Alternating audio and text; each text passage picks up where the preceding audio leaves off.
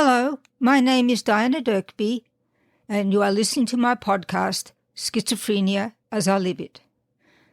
Today I would like to talk about the stigma against schizophrenia or mental illness in general, and I want to stress its randomness.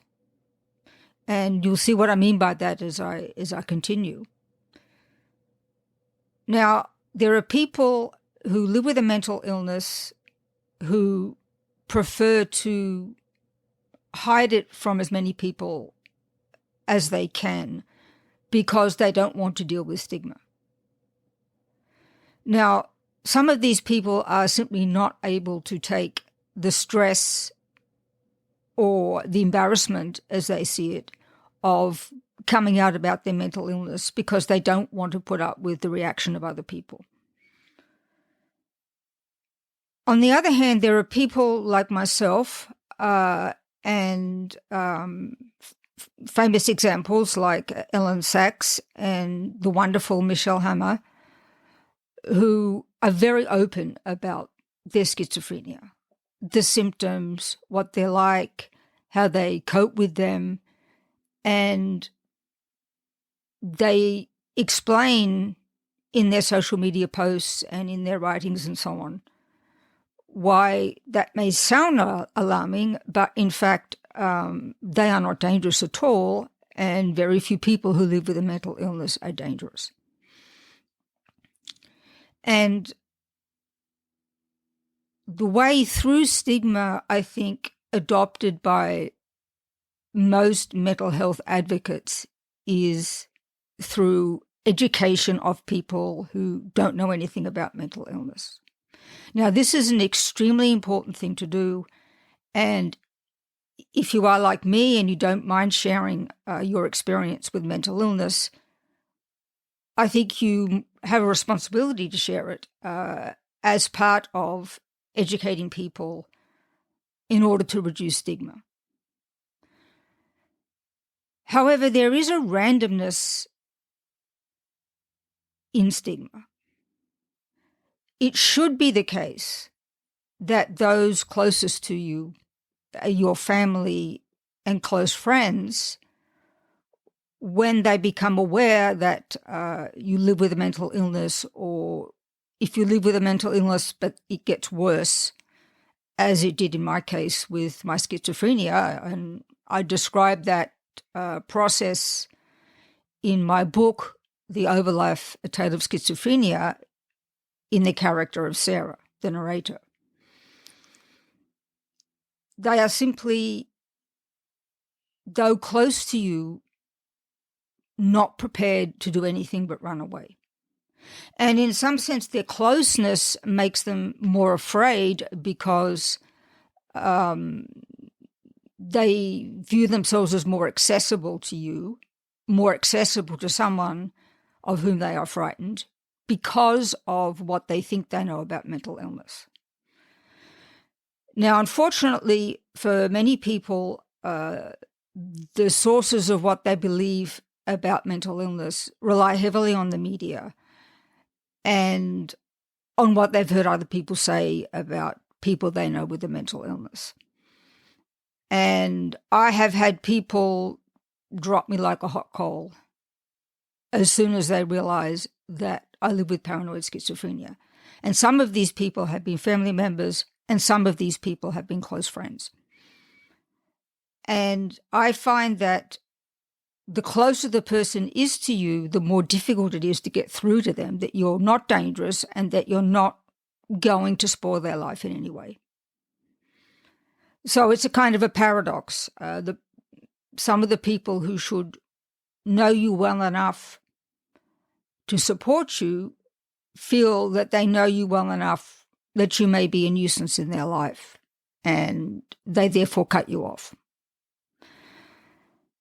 Therefore, you should treasure the family members, spouses, or close friends who do the opposite, who are supportive. So in my case, I have a very, very supportive husband, and I have some friends and neighbours who are incredibly supportive of me.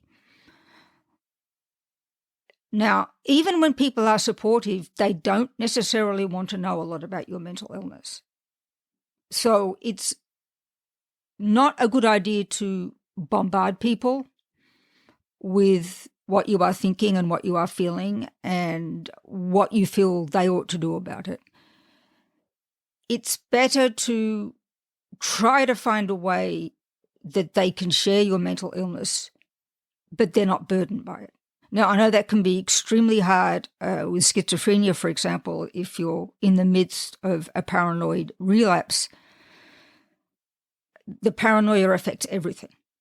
And it can be next to impossible to take the feelings of other people into account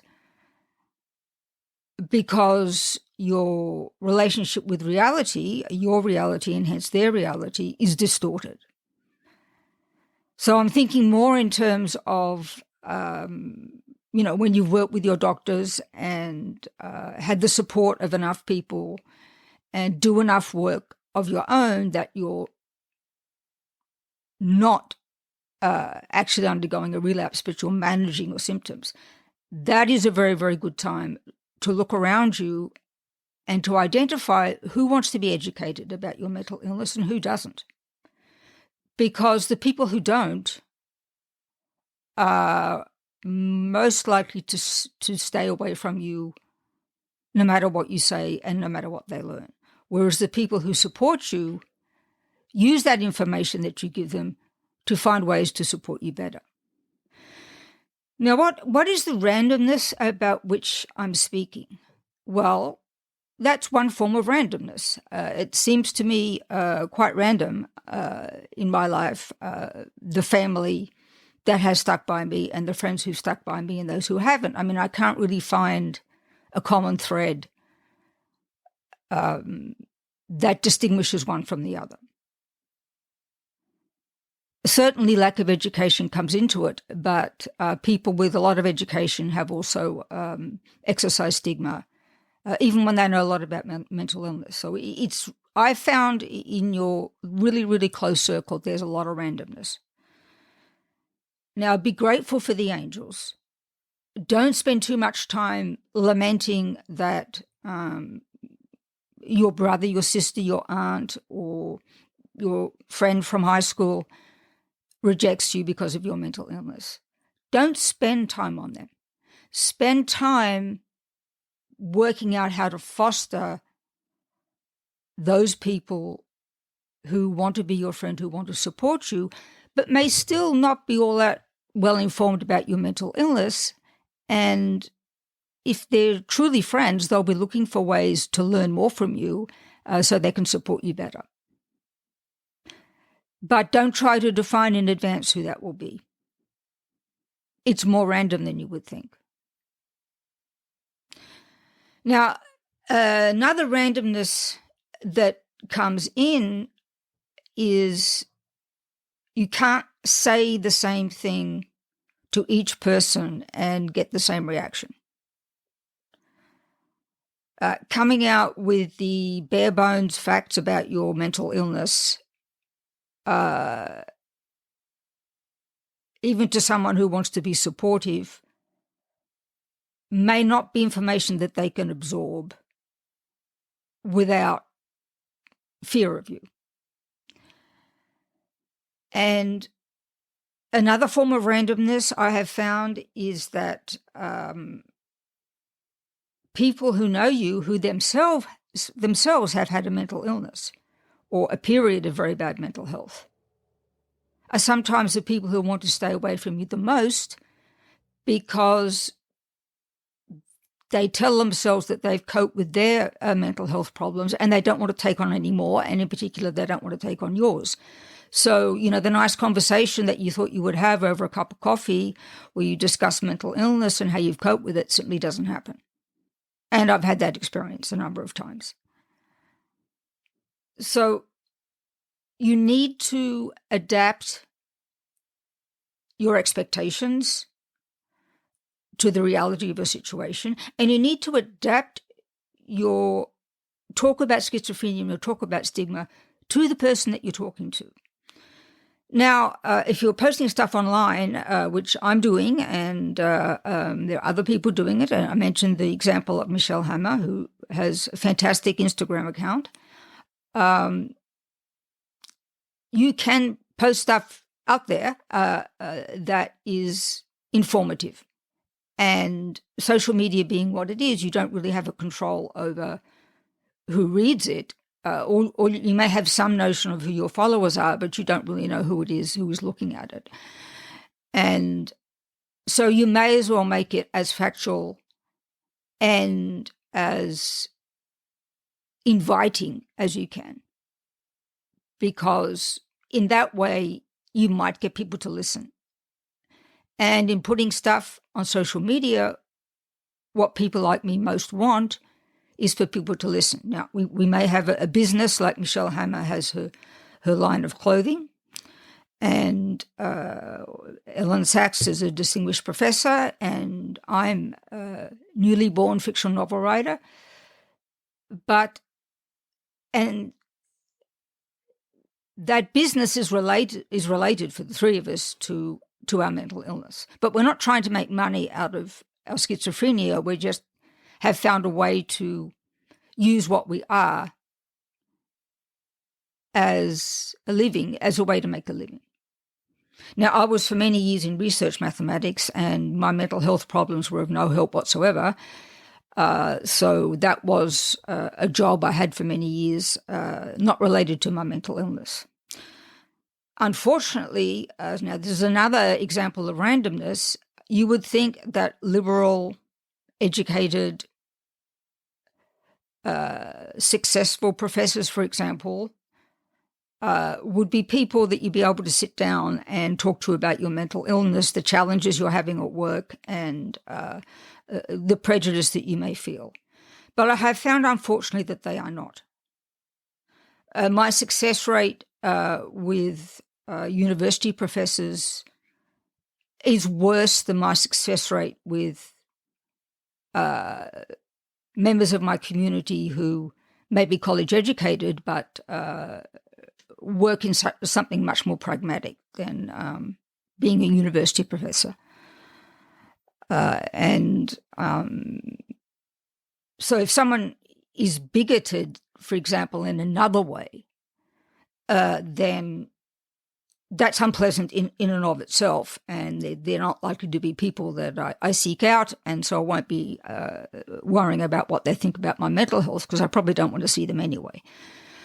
But some of the more simple people that I know, and by that I don't mean something to demean someone, I mean to say that they, have gone to high school, usually gone to college, and then they've gone into something very practical, like selling air conditioners, or working with computers, or troubleshooting various problems for companies, or being a vet or a doctor. I've had a much higher success rate with people who are educated to the level that they need to do their job, but are not educated beyond that. So I'm not saying that you shouldn't encourage your children to be famous academics. Of course, if they have that gift, you should. But they need to not overthink mental illness. It's possible to overthink it. And I found that in the overthinking by people who flatter themselves that they're very clever is where I have the problem, because they're thinking in terms of people who do mass shootings.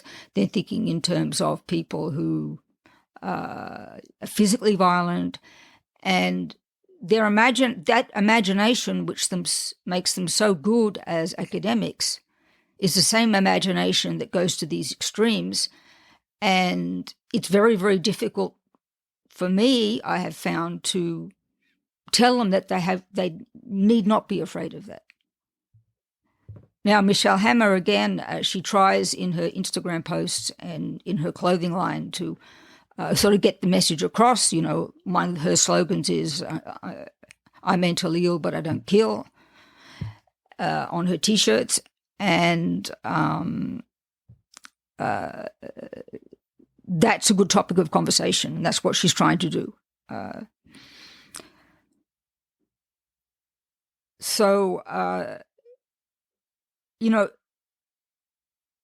Don't think in advance that if you approach person X and if you say true fact Y, then that will be a good mix. Be prepared if you're going forth like I am, opting to be